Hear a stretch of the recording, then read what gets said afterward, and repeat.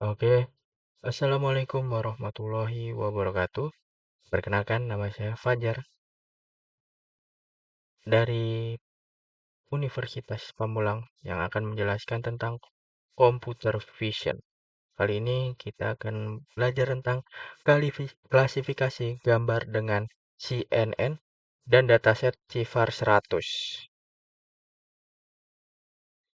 Nah, jadi di sini kita akan pakai TensorFlow ya. Dan CNN studi kasusnya dataset CIFAR 100. CIFAR 100 ini adalah kumpulan gambar yang sudah ada di TensorFlow dan PyTorch ya. Jadi kita tidak usah mencari-cari lagi. Apa sih itu CNN? CNN itu adalah konvolusi, pooling, dan fully connected layer yang bekerja bersama untuk ekstraksi fitur. Nah, CNN ini sering banget digunakan untuk klasifikasi gambar ya. Dan keunggulan CNN ini dibanding metode tradisional ini pengenalan pola visualnya lebih baik. Nah, jadi dataset CIFAR 100 ini ada CIFAR 10 dan ada CIFAR 100 dan di sini akan memakai CIFAR 100 dengan gambar yang lebih banyak dan lebih kompleks pastinya. Jumlah gambarnya ada 60.000 gambar berwarna ukuran 32x3 pixel dibagi 50.000 untuk pelatihan dan 10.000 untuk pengujian ya. Di sini ada 100 kelas berbeda ya. Ikan, mamalia, kendaraan yang kemiripannya sangat mirip gitu ya. Selanjutnya kita bakal pakai TensorFlow. TensorFlow ini adalah framework atau library yang ada di Python. Ini memuat dataset, kita akan melakukan memuat dataset karena sifar ini ada di dalam TensorFlow ini. Jadi nggak perlu cari-cari dari luar. Selanjutnya kita bakal normalisasi dulu nilai pixelnya 0, 100. Selanjutnya kita akan lakukan encoding ya. 0, 1 itu kan biner untuk klasifikasi. Selanjutnya kita bakal pembagian data latih menjadi set pelatihan dan validasi. Kira-kira seperti ini. Membangunnya model CNN ya. Desain, arsitektur, fungsi, aktivasi, relu, dan selanjutnya drop out untuk mencegah overfitting. Nah, pelatihan model CNN ini bakal pakai optimizer ya. Kita coba pakai Adam dulu. Loss, categorical crossing topik, metrik akurasi, dan memastikan model teroptimasi untuk klasifikasi multiclass karena tadi datanya ada banyak ya kategorinya. Selanjutnya akan ada proses pelatihan dengan model fit ya. Fitur dari TensorFlow yaitu dengan pakai batch size dan epoch. Nah, validasi epoch ini tergantung banyaknya ya. Kalau semakin banyak akan semakin baik seperti itu. Selanjutnya kita bakal evaluasi pakai confusion matrix dan kelas sulit ya. Nah, ini akan visualisasi hasil klasifikasi, contoh prediksinya, perbandingan label, dan analisis kesalahan ya.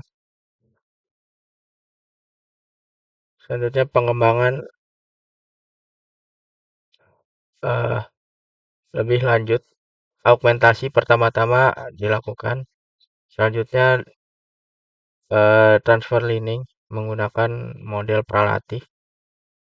Selanjutnya fine tuning dan eksperimen arsitektur untuk mencapai hasil yang bagus ya. Jadi kesimpulannya itu penelitian ini tentang CNN terhadap gambar kompleks seperti CIFAR 100, peran TensorFlow untuk pembangunan dan model pelatihan CNN, selanjutnya optimasi dataset dan penerapan luas ya. Penerapan luas CNN ini banyak banget ya. Otomasi, kesehatan, keamanan, dan bidang lain CNN ini sangat bagus untuk computer vision. Selanjutnya kita bakal bedah codingannya ya.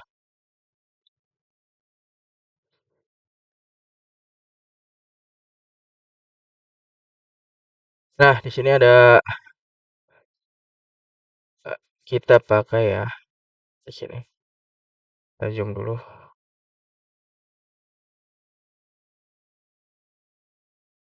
Nah, di sini kita import TensorFlow sebagai framework ada library kita.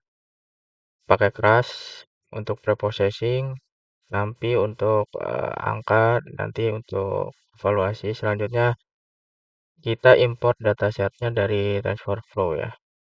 Nah, di sini ada mode data kelasnya, langsung di load aja karena di sini ada langsung ada ya di TensorFlow-nya.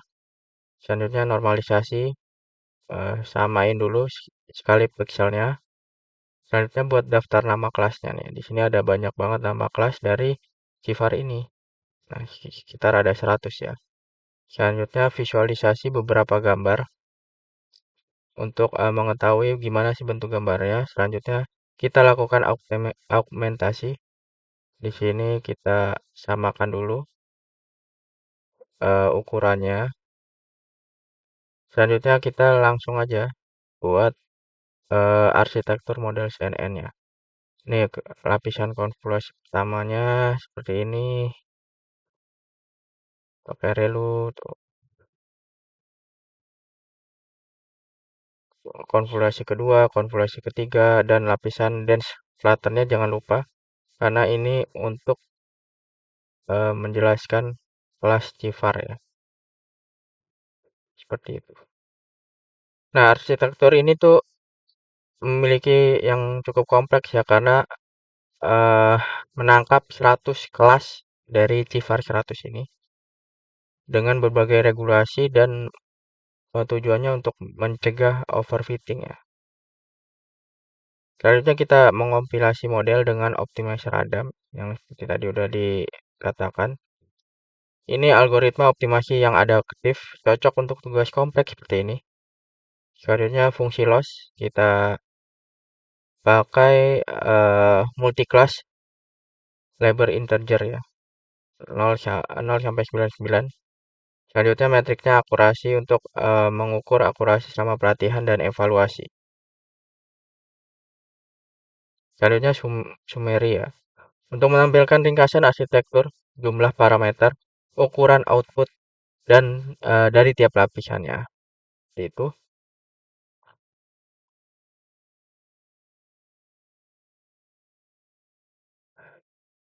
Nah, selanjutnya kita lakukan eh augmentasi pelatihan model ya. Di sini kita pakai batch-nya 64, epoch-nya 8. Kenapa 8? Karena eh sebenarnya bisa 50. Dengan data yang sebanyak ini 50 pasti lebih akurat hasilnya. Tapi kita coba 8 dulu karena agar cepat ya runningnya. Karena batch size-nya ini besar banget. Jadi kita coba epoch-nya yang eh, kecil aja. Selanjutnya ini step per epoch. Ini jumlah langkah per epoch ya. Jadi sekitar 50.000 kan tadi. 60.000, 50.000 buat data ujian per 64. Jadi sekitar 781 langkah ya. Itu. Jadi setiap epoch ada 781 langkah. Ini fungsinya melatih model untuk menyesuaikan bobot berdasarkan data pelatihan ya. Dengan validasi untuk memantau performa pada data uji.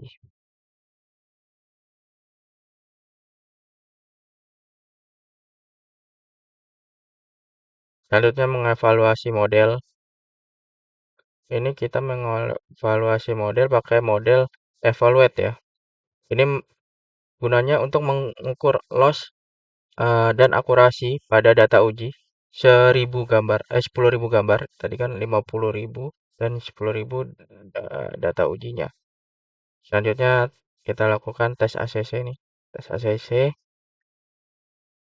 ini dicetak maksimal 4 desimal ya. Fungsinya buat apa sih? Untuk memberikan gambaran performa model pada data yang belum pernah dilihat. Itu.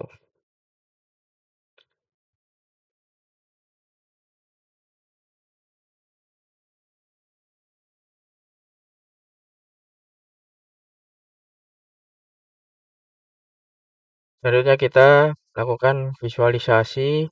Di sini grafik akurasi membandingkan akurasi pelatihan dan validasi sepanjang approach ya.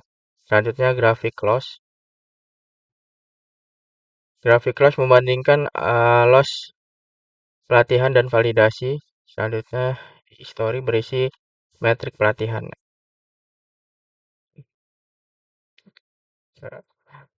Dan selanjutnya kita akan membantu menganalisis performa model seperti deteksi overfitting jika akurasi validasi jauh lebih rendah atau underfitting jika akurasi pelatihan rendah.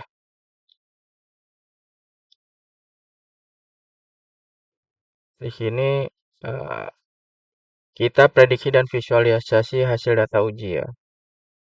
Kita lihat dulu ini model prediknya 10 memprediksi kelas untuk 10 gambar uji pertama. Selanjutnya ini agar tidak banyak ya. Kita bisa ganti-ganti di sini sesuai kebutuhan. Dan hasilnya pasti akan cukup berbeda bila effortnya lebih banyak. Selanjutnya ini di sini kita bisa lihat ini mengambil indeks data kelas dengan probabilitas tertinggi.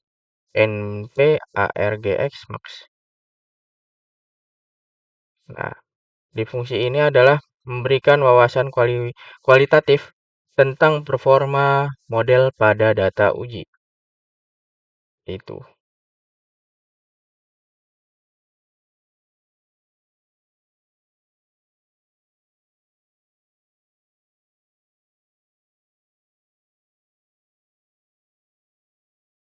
Nah, begini hasilnya. Tadi kan epoch-nya 8 ya. Kita sampai 1, 2, per epoch batch-nya ada 781. Data pelatihan per batch-nya. Jadi 50.000 per 64 sama dengan 781 sekitar gitu. Nah, ini kan cukup lama untuk kalian bisa menggantinya enggak 8-nya ya bisa 50, 20. Nah, pasti hasilnya lebih lama ya.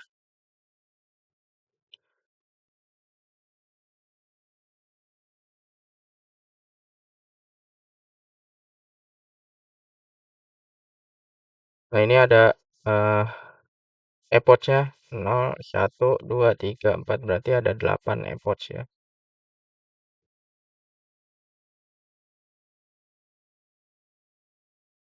Gitu. Kita lihat hasilnya aja. Di sini hasilnya belum bagus ya. Masih sekitar 0,5.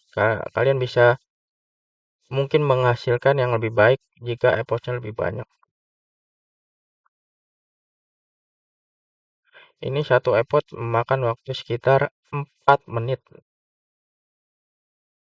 dengan GPU 4060 RTX ya. Ini tergantung GPU kalian ya. Nah, ini hasilnya.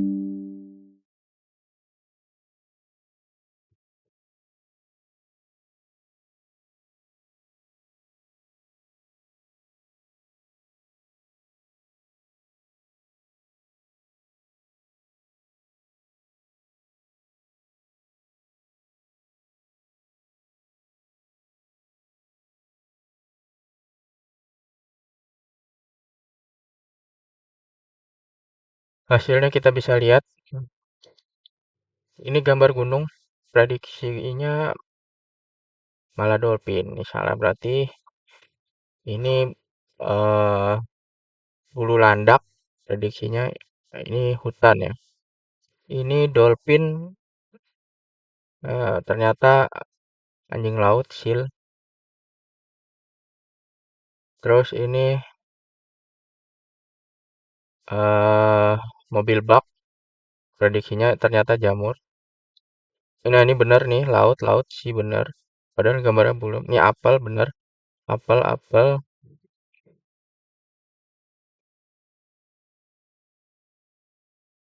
Ini prediksinya sih ternyata awan.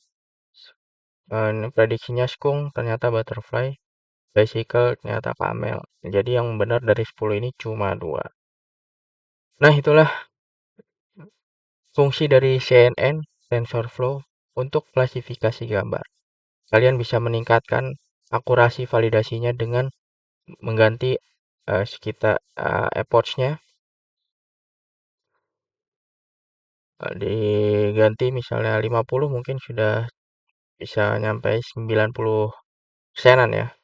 Ini kan 8 saja udah akurasinya sekitar 33 ya, 30%. Sekitar gitu. Oke, terima kasih pembahasannya tentang klasifikasi gambar menggunakan CNN dan TensorFlow pada dataset CIFAR 100. Terima kasih, semoga bermanfaat. Kalian bisa eksplorasi CNN Computer Vision ini jauh lebih mantap. Terima kasih, saya Fajar dari Universitas Pamulang. Signing out.